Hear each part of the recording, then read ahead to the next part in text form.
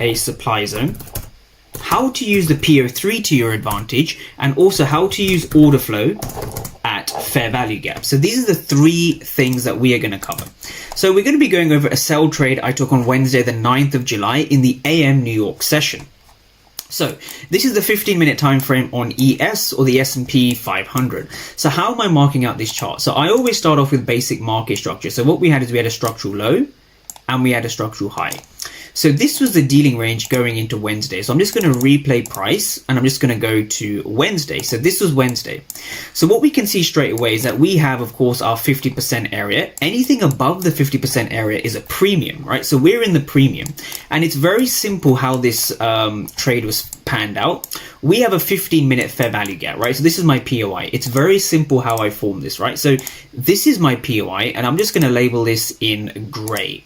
So this is my key level, my POI, my point of interest. It is an area on the charts that I want to trade from. And so why did I pick this area? Well, there's a couple of reasons, right? So we had a minor breaker structure down here.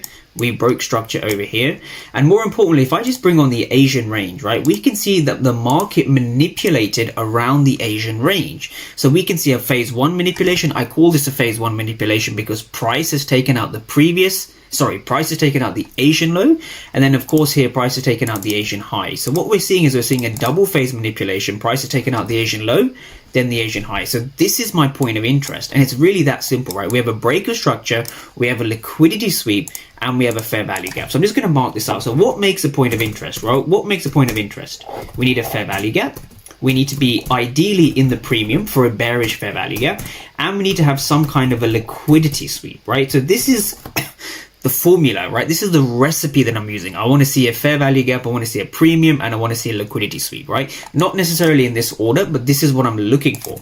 So when price does come into this POI, it's very interesting when we understand what was going on in price. So this was now Wednesday the 9th. This POI was formed on Monday. So I got a question today, do I keep my POIs on the charts? Absolutely, yes, I do. And the reason for that